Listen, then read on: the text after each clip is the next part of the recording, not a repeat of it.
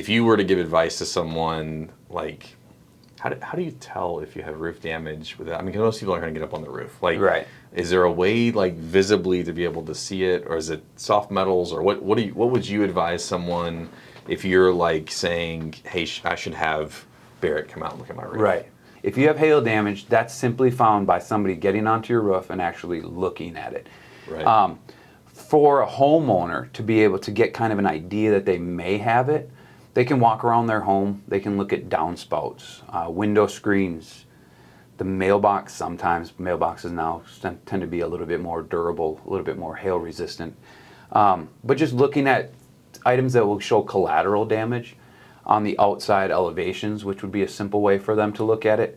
It's tough to tell a homeowner because, like, a lot of times they'll look at their downspout, but we'll take a sidewalk chalk or piece of sidewalk chalk that we all take from our kids. We'll slide it on the downspout, and it'll show an indentation.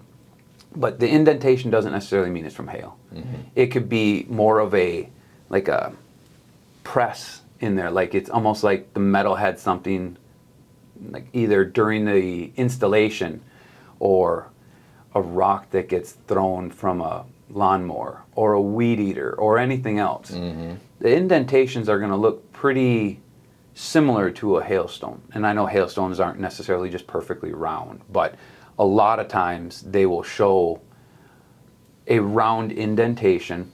The screens will show a little, like a rip in the screens. Windows, sometimes people have aluminum window wrap. All those items are what I would tell a homeowner that would be their best way of finding out.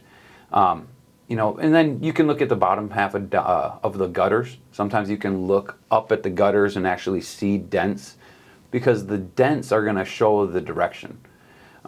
You're going to see if your downspouts on your west-facing side are damaged and nothing on your east side, that's telling you your northwestern storm or the southwestern storms, which is what we typically get.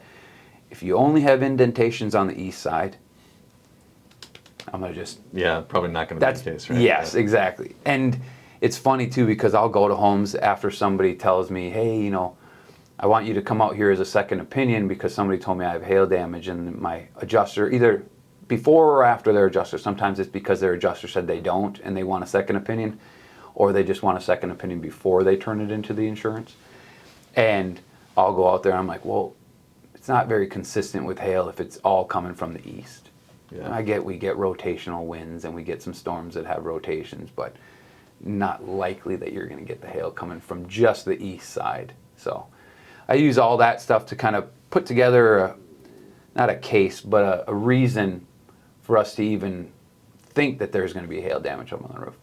And then, you have wind damage, that's shingles missing, leaks. A lot of times people have Is there leaks. any way to tell from on the ground of wind? I mean, besides significant wind damage, yes, you're going to see lifting, you're going to see, like, sections gone. Yeah. But, like, straight line winds that come, like the day we had the 60-mile-an-hour winds that were all day. Oh, March 3rd of last year? Yeah. Yeah. Which was crazy, right? I mean, who's ever seen that? Right. And so, but there was all kinds of interesting damage to people's roofs. Yeah. But, everybody was calling and wanted people to come look at. And but is there any way to see if it's not significant? Wind is tricky because a lot of times you can get shingles that'll lift, but they'll sit back down and they look like they're untouched. Look like they haven't been, hit through a windstorm at all. And it's tough to really see that from the ground. Will those not be intact when you go up there? And, like, if you go, like, I don't even know, if you go up and you see a shingle, is it going to lift a little bit? And those lift a lot? Is that how you'd be able to tell? Or yeah, and it can be a couple different ways. A lot of times on 30-year architectural shingles, they'll come up in more sections, or the laminated tabs will rip off. And if it lifts a section, I can lift up this shingle and it'll lift up 3 feet up the roof line. The 3-tab shingles, those are more individual shingles, so that individual tab will lift up and then it'll sit back down. But usually it doesn't have, unless you it sits for a while and the heat causes that to reseal, a lot of times those are going to get debris, because with that windstorm, debris comes with it. Dust, pollen, leaves, anything will get underneath there, sit on that seal strip, and it won't allow that shingle to reseal itself down.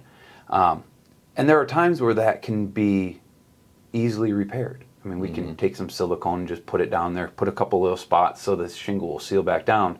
But other times it'll crease the shingle, and that shingle being creased is not really something that can be, I mean, you can seal it down, but the crease may have cracked where water could get underneath there, get underneath that shingle, sit where it's sealed, or get to the nail heads, and it can cause an issue that way too.